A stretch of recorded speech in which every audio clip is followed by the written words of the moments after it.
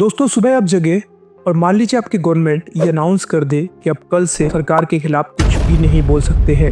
अगर आप बोलेंगे तो आपको जेल में डाल दिया जाएगा। इमेजिन करिए कि आपको आपकी कास्ट के बिहाफ पर, आपके रिलीजन के बिहाफ पर किसी कॉलेज, किसी इंस्टीट्यूट में एडमिशन लेने से मना कर दिया जाए।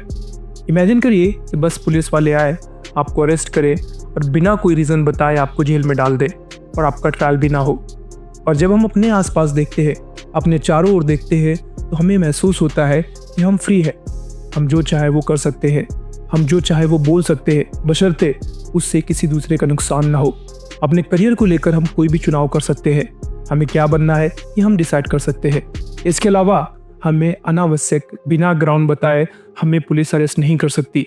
अगर अरेस्ट करती है उसके लिए पहले हमें ग्राउंड बताना पड़ेगा, और 24 घंटे से ज़्यादा डिटेन करती है तो उसके लिए उसको कोर्ट से परमिशन लेनी पड़ेगी। अब ऐसा क्यों है? क्योंकि हम डेमोक्रेसी में रहते हैं और डेमोक्रेसी में हमारे पास हमारे फंडामेंटल राइट्स है। फंडामेंटल राइट्स बेसिकली आपको आपकी गवर्नमेंट से प्रोटेक्ट करते हैं।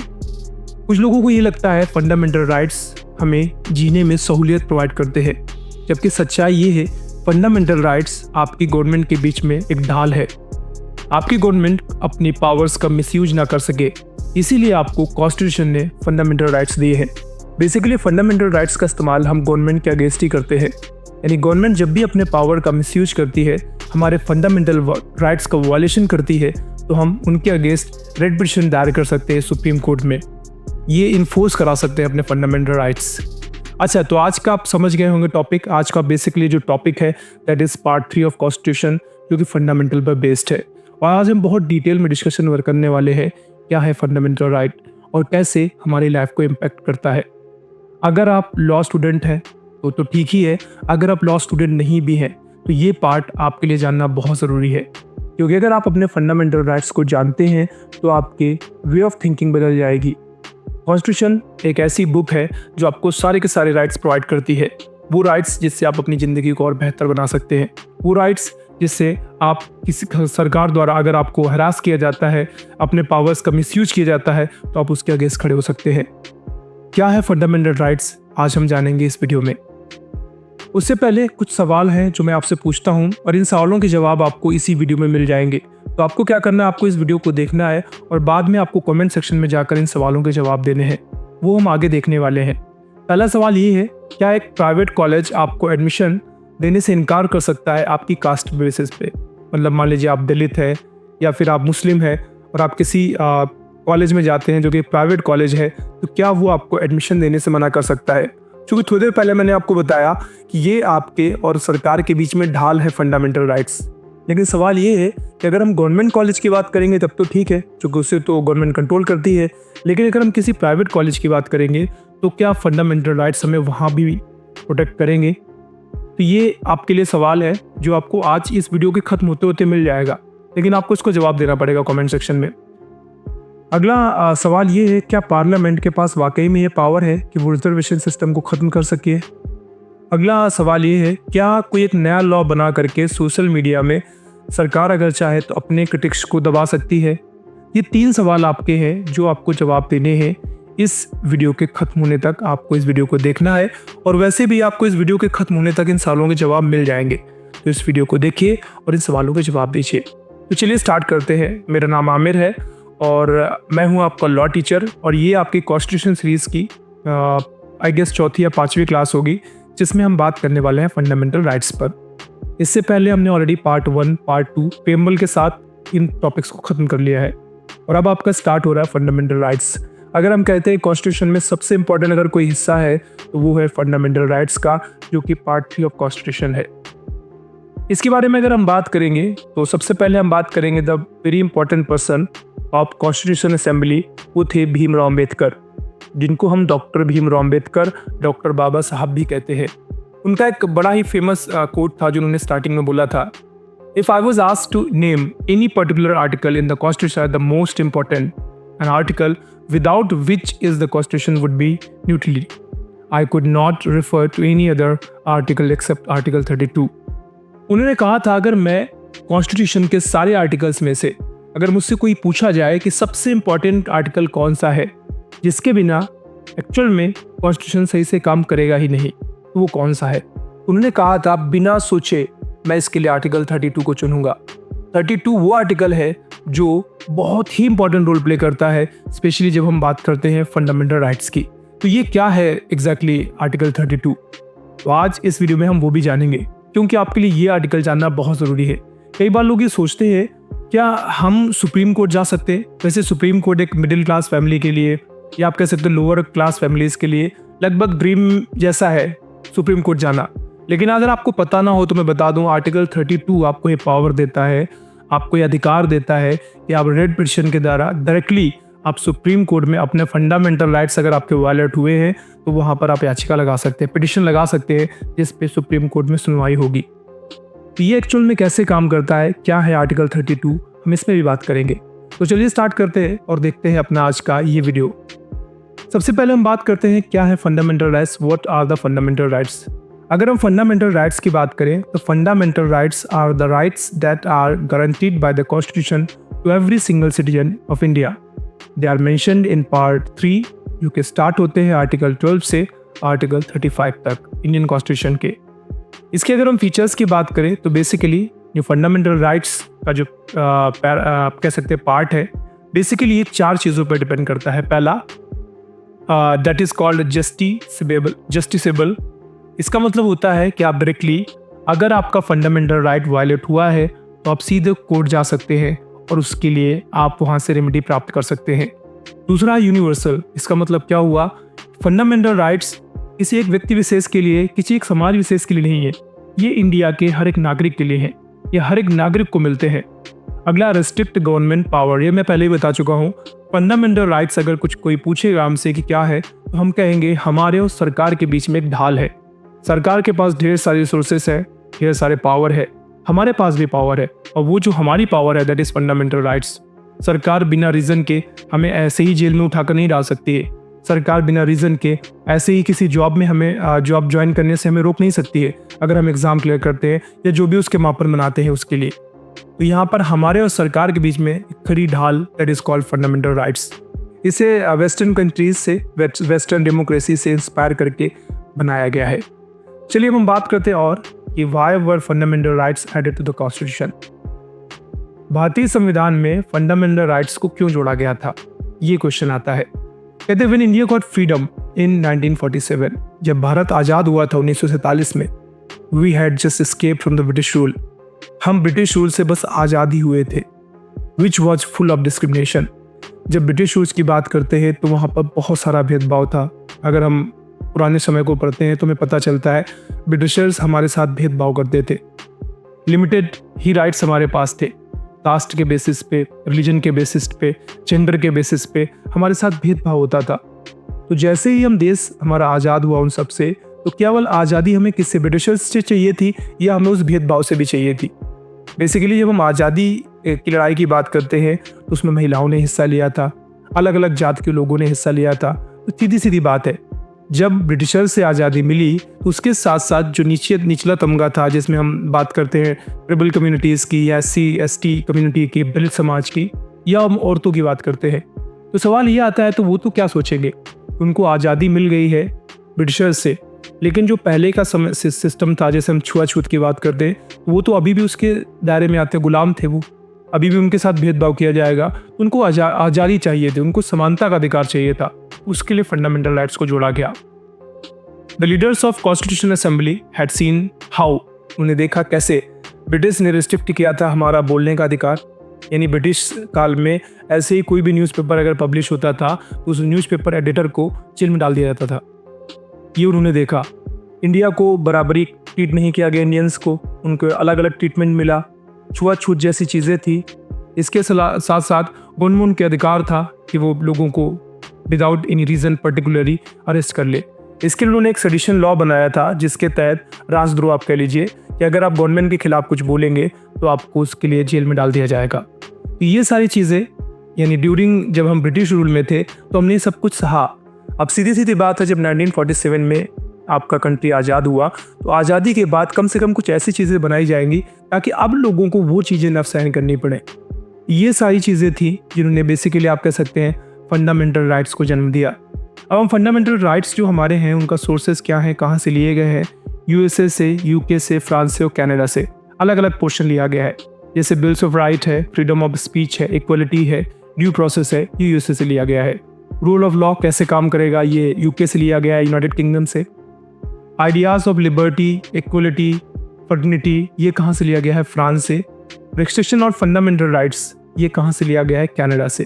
ठीक है, रीजनेबल रिस्ट्रिक्शन, अब ऐसा भी नहीं है कि फंडामेंटल राइट आपका है तो आप कुछ भी करेंगे। मैंने जैसे आपको बताया कि आपको बोलने की आज़ादी है, it is your fundamental right, पर इसका मतलब ये नहीं है कि आप बोल करके हेट स्पीच फैलाएंगे, जिससे रिवॉर्ट हो जाए, दंगे हो जाए, तो ऐसा नहीं है।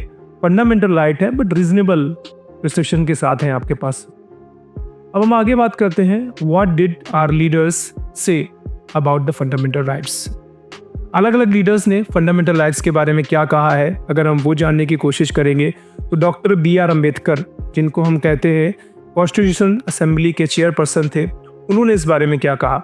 उन्होंने कहा fundamental rights are the heart and the soul of constitution.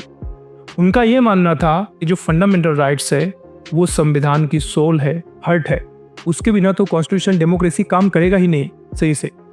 Sardar Vallabh भाई पटेल ने क्या कहा, सरदार वल्लभ भाई पटेल ने कहा a strong nation can only be built if every citizen enjoys equal rights. कहते हैं एक अच्छा नेशन, एक स्ट्रॉन्ग नेशन तभी बनाया जा सकता है जब हर एक नागरिक को समानता का अधिकार मिले, वो उस फ्रीडम को एंजॉय कर पाए। इसके अलावा जवाहरलाल नेहरू, जो कि फर्स्ट प्राइम मिनिस्टर कहे जाते हैं फ्री इंडिया के, उनका ये मानना था fundamental rights are necessary for the growth of free man and free institutions. कहते हैं अगर हम एक व्यक्ति की ग्रोथ की बात करते हैं, इंस्टीट्यूशंस की ग्रोथ की बात करते हैं, वो तभी होगा जब आप नागरिकों को समानता का अधिकार देंगे बिना किसी टेंशन के, तभी जा करके एक व्यक्ति का ग्रोथ होगा और तभी जा करके एक समाज का ग्रोथ होगा, इंस्टीट्यूशन का ग्रोथ होगा।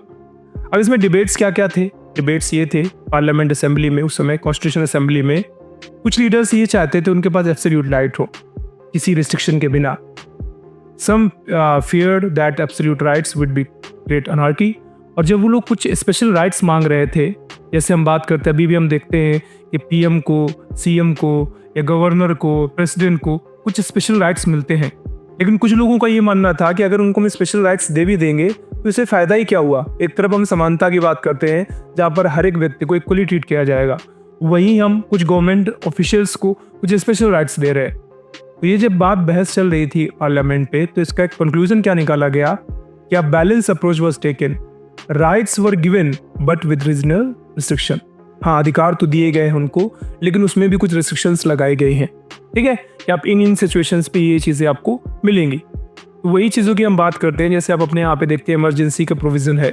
इमरजेंसी के प्रोविज़न में राष्ट्रपति शासन लागू हो जाता है, तो मोस्ट ऑफ द पावर जो होती है वो राष्ट्रपति के पास होती है, लेकिन सम सर्टेन सिचुएशंस, तो वही मैं कह रहा हूँ यहाँ पे रेस्ट्रिक्शंस की बात कही गई है फंडामेंटल राइट्स के अंदर। चलिए अच्छा आगे हम बात करते हैं, और हमारे पास क्या है,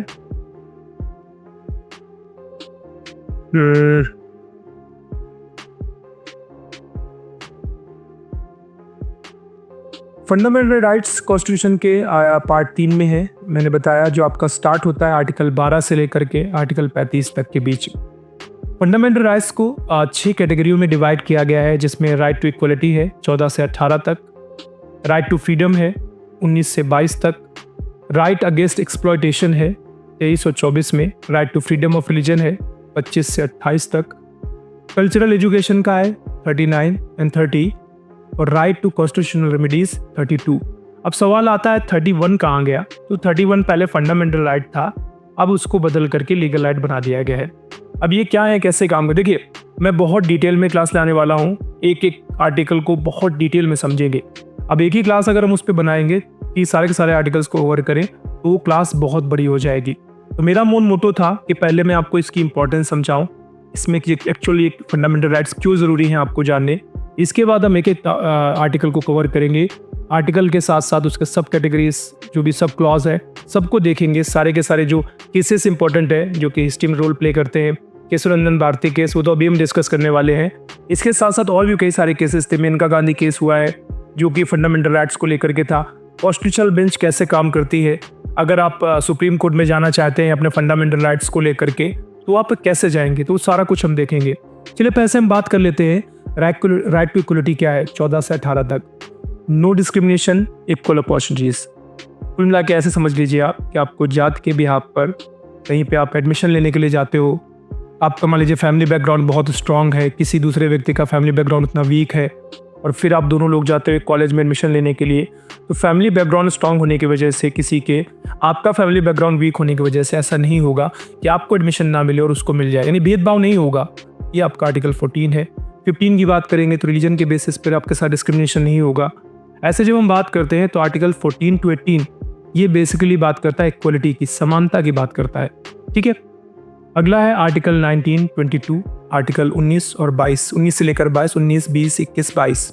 अब इनकी बात करेंगे तो यहाँ पर बोलने की आज़ादी है, फ्रीडम है आपको, केवल बोलने की नहीं और भी कई सारी चीज़ों की। इसमें फ्रीडम ऑफ स्पीच है, आप बोलने की आज़ादी है आपको, बट ध्यान रखना हेट्रेड नहीं फैलाना है, पब्लिक ऑर्डर को ख़राब नहीं करना है, आपको बोलने की आज़ादी है, आपको फ्रीली मूव करने की आज़ादी है, आप जहाँ चाहे जा सकते हैं, आपको प्रोफेशन ऑफ लाइफ, इसके साथ साथ आपको लिबर्टी की आज़ादी है, अपनी आप जो भी चीज़ें चाहे आप उनको फॉलो कर सकते हैं। राइट अगेंस्ट एक्सप्लॉयटेशन आपका आर्टिकल 23, 24 है। अच्छा, पहले वाले में आपका 17 आर्टिकल बहुत इंपॉर्टेंट है, अनटचबिलिटी को लेकर बनाया गया था, छुआछूत को लेकर। वैसे कि मैंने बता दिया है आपको कि वैसे भी अभी हम एक एक कर आर्टिकल सारे के सारे समझेंगे, क्लॉज सब क्लॉज सारे, बट फिलहाल पहले हम डिटेल में जाने से पहले थोड़ा सा एक समरी समझ लेते हैं। आर्टिकल 23, 24 क्या कहता है? आर्टिकल 23 और 24 दोनों एक्सप्लॉयटेशन के खिलाफ है, यानी उत्पीड़न के खिलाफ है। Prohibit forced labour and child labour. अब कोई जबरदस्ती आपसे काम नहीं करा सकता है कि नहीं, आपको काम करना ही पड़ेगा, आपका जितनी देर मन करेगा आप उतना काम करिए, काम करते समय सम्मान भी मिलेगा। ऐसा नहीं है कि कोई आप जिसके लिए काम करते हैं तो आपसे काम करवाया, उसका पैसा दे रहा है, आपको गाली गलौज कर रहा है काम के समय में, तो आपको वर्क के टाइम पे आपके साथ एक्सप्लॉयटेशन नहीं होगा। दूसरा आपका 24 आर्टिकल क्या कहता है कि छोटे बच्चों से लेबरिस नहीं कराना, आपको जब तक 18 साल की उम्र ना हो जाए तब तक उनसे काम नहीं कराना, ये जुल्म है, ये क्राइम है, ये फंडामेंटल राइट्स का हिस्सा है 24। आगे फ्रीडम ऑफ रिलीजन है, आपको अपनी मर्जी से अपने धार्मिक चीज़ों को मनाने का, उनको आप कह सकते हैं उनको प्रमोट करने का अधिकार आपके पास है, ये आर्टिकल 25 है। फिर ध्यान रखिएगा इनकी कुछ रिस्ट्रिक्शंस भी हैं, उनको भी हम समझेंगे। कुछ लोग ये समझते हैं कि यार यूनिफॉर्म सिविल कोड नहीं आ सकता, उसकी एक बड़ी वजह ये है क्योंकि हमारे पास अधिकार है कि मेरा जो मन करेगा मैं अपने उस धर्म को फॉलो करूंगा और अपने उस धर्म की मान्यताओं को भी फॉलो करूंगा।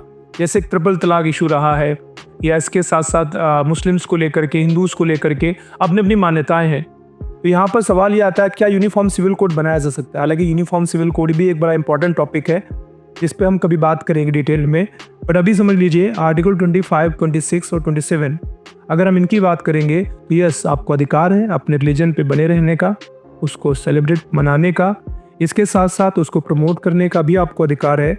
अगर कोई चैरिटेबल ट्रस्ट वगैरह है तो उसको मैनेज करने का, उसके पैसों को स्टोर करने का भी आपको अधिकार है, ये भी उतना ही सच है। और आर्टिकल 28 की बात करेंगे तो उनको टैक्स फ्री रहेगा, ठीक है, उसका भी आपको अधिकार है। लेकिन सम रिस्ट्रिक्शंस, रीजनेबल रिस्ट्रिक्शंस, वो क्या है वो हम बात करेंगे आगे।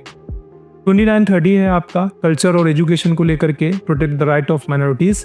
ऐसा नहीं है कि स्टडी में अब आप कुछ ऐसे टॉपिक्स डाल देंगे जो रिलीजन को प्रमोट करता है, ऐसा कुछ नहीं है, ठीक है। कल्चर और रिलीजन की जब हम बात करेंगे, कल्चरल को तो प्रमोट करने के लिए वहाँ पे ऑप्शन रहेगा, एजुकेशनल राइट्स जो रहेंगे वो सभी के पास रहेंगे, सबको शिक्षा का अधिकार दिया गया है आपको फंडामेंटल राइट्स के तहत। And right to the constitutional remedies, अगर आपका इनमें से कोई भी फंडामेंटल राइट वायलेट होता है, आप कहीं पर एडमिशन लेने गए, अब आप मुस्लिम हैं तो इसलिए आपको एडमिशन नहीं हो रहा है, आपके फंडामेंटल राइट का वायलेशन हुआ है, ठीक है। ऐसे ही आपको ज़बरदस्ती पुलिस अरेस्ट कर लेती है, डिटेन कर लेती है, 21 आर्टिकल है, आपको सम्मान से जीने का अधिकार है, उन्होंने आपको डिटेन कर लिया, आपको बताया भी नहीं अब तक, 24 आवर्स हो गए हैं, कोर्ट से परमिशन भी नहीं ली है।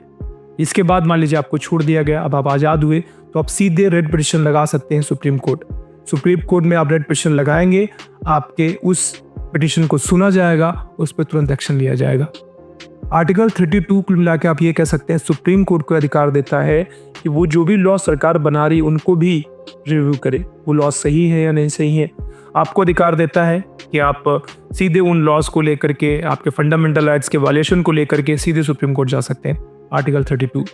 आर्टिकल 31 मैंने बताया आपको पहले कि एक फंडामेंटल राइट था, अब जो है राइट ऑफ प्रॉपर्टी, यानी आप जितनी चाहे संपत्ति रख सकते हैं, that was your fundamental right. लेकिन 44वें संशोधन के तहत जो 1978 में किया गया था, अब इसको लीगल राइट बना दिया गया है। भाई फंडामेंटल राइट होता तो आपसे ज़मीन कोई ले नहीं पाता आपकी। अब आप देखते हैं हमारे आसपास कभी रोड्स बनते हैं, कभी कोई गवर्नमेंट इंस्टीट्यूशन बनता है, तो अब अगर कोई व्यक्ति अड़ जाए कि नहीं हमें देना ही नहीं है, तो फिर वो नहीं देगा। फंडामेंटल राइट तो आपका है, इसीलिए अब उसको लीगल राइट बना दिया गया है। लीगल राइट में होता क्या है कि आपसे वो ज़मीन ली भी जा सकती है। फंडामेंटल राइट लीगल राइट में अगर हम कंपेयर करेंगे तो फंडामेंटल राइट ज़्यादा स्ट्रॉन्ग है, लीगल राइट एक अलग चीज़ हो गई। तो अब जो है प्रॉपर्टी का अधिकार आपका लीगल राइट है, ठीक है, जो कि पहले आर्टिकल 31 में था। तो अब आप कह सकते हैं वो फंडामेंटल राइट्स का हिस्सा पहले था, अब तो लीगल राइट बन गया है। चलिए हम आगे बात करते हैं कि रियल लाइफ एग्जांपल समझते हैं फंडामेंटल राइट कैसे आपको इफेक्ट करता है। तो मैं पहले बताता हूँ, फ्रीडम ऑफ स्पीच आर्टिकल 19 है। आप जर्नलिस्ट को अरेस्ट नहीं कर सकते अगर वो सरकार को क्रिटिसाइज करता है कि नहीं आपने ये काम अच्छा नहीं कराया है, ठीक है, जो कि पहले होता था बिफोर 1947, 1947 से पहले जब we were in British control, तब हमारे साथ ऐसा होता था। अगला है they can challenge the arrest in the supreme court under 19 article. उनको अरेस्ट किया है तो आप आर्टिकल 19 के तहत आप सुप्रीम कोर्ट को चैलेंज कर सकते हैं, मैं चैलेंज कर सकते हो डिसीजन को लेकर के। भेदभाव नहीं होगा, आर्टिकल 15 है आपका डिस्क्रिमिनेशन के अगेंस्ट, जिसमें एक प्राइवेट स्कूल रिफ्यूज करता है अगर एडमिशन लेने से स्टूडेंट का किसी कास्ट के बिहाफ पर, तो ये भी फंडामेंटल राइट्स जो आर्टिकल 15 है उसके तहत आप जा सकते हैं। हालांकि वो स्कूल एक भी चीज़ है, स्कूल को फंडिंग सरकार से मिलती होगी तो वो एक गवर्नमेंट इंस्टीट्यूट माना जाएगा, पूरी तरह से प्राइवेट है। तो राइट टू एजुकेशन के तहत आप जा सकते हैं, लेकिन फंडामेंटल राइट्स के तहत नहीं जाएंगे।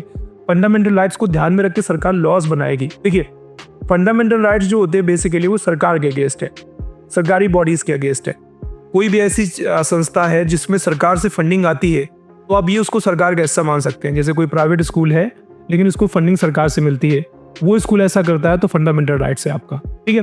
आप सीधे सुप्रीम कोर्ट जा सकते हैं, स्टेट के खिलाफ आप सीधे वहाँ पर पिटीशन दायर करेंगे कि हमारे साथ ये हुआ है। लेकिन अगर कोई प्राइवेट इंस्टीट्यूट करता है तो राइट टू एजुकेशन के तहत जाएंगे, फंडामेंटल राइट्स के तहत नहीं जाएंगे।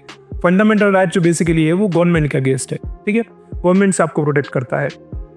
ऐसे ही अगला है आपका article 21 right to life personal liberty. आपको जिंदगी जीने का अधिकार है, और सिर्फ जीने का अधिकार नहीं, सम्मान से जीने का अधिकार है।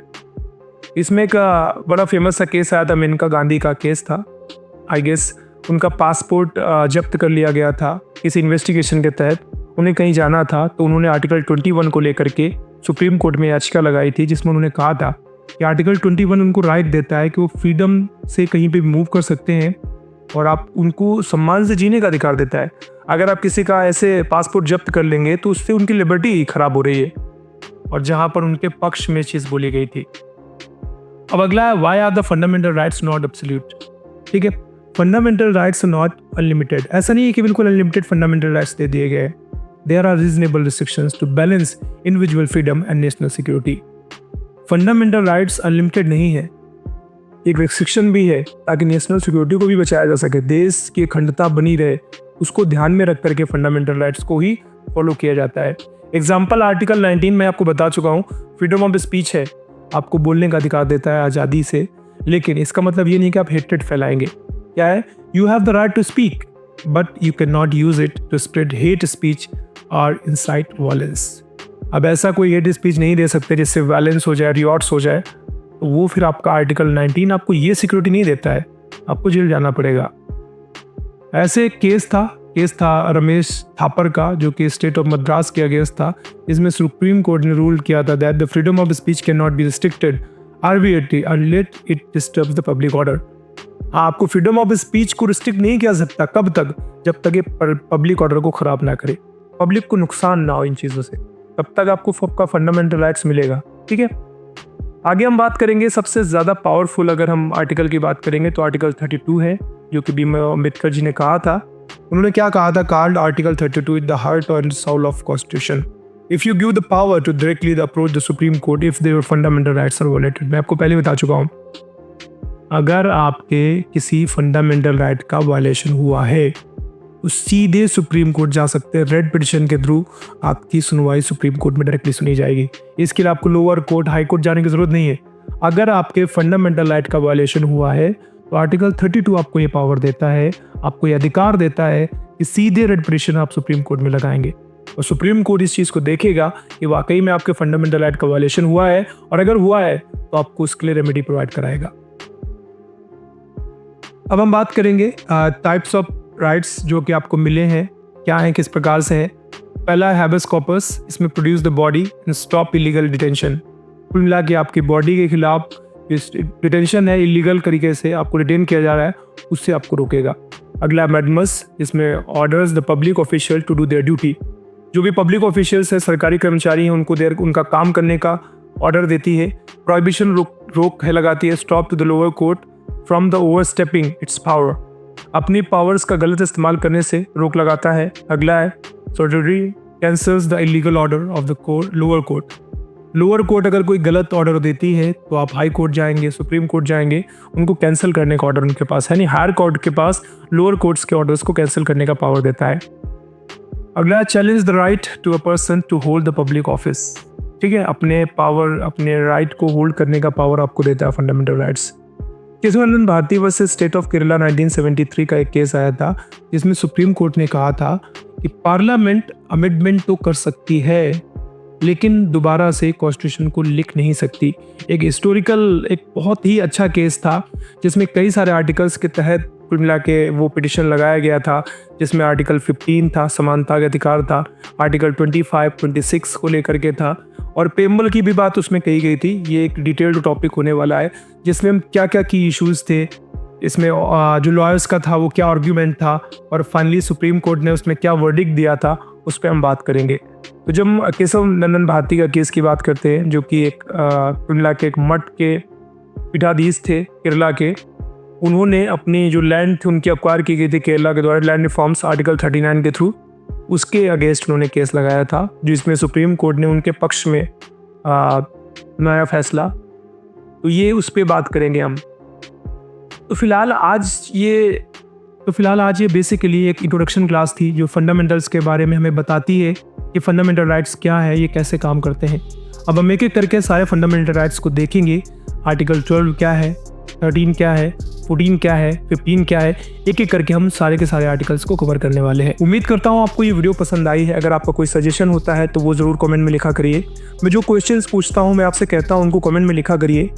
अगर आप लिखेंगे तो मुझे लगेगा कि ना आपने इस वीडियो को देखा है। आप कमेंट्स में तो लिखते ही नहीं कि जो मैं क्वेश्चन पूछता हूँ ना ही आप उनका जवाब देते हैं।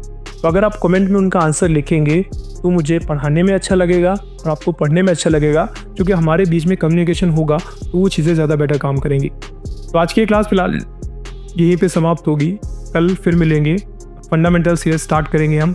12, 13, 14, 15, 16, 17, 18, 20 जितने भी फंडामेंटल राइट्स हैं सबको हम डिटेल में देखेंगे विद केस रेफरेंसेस, किस केस में क्या बात हुई थी और कैसे काम करते हैं। तो आज की क्लास फिलहाल यहीं पे समाप्त होगी। जल्द मिलते हैं, तब तक अपना ख्याल रखिए। Bye bye, take care.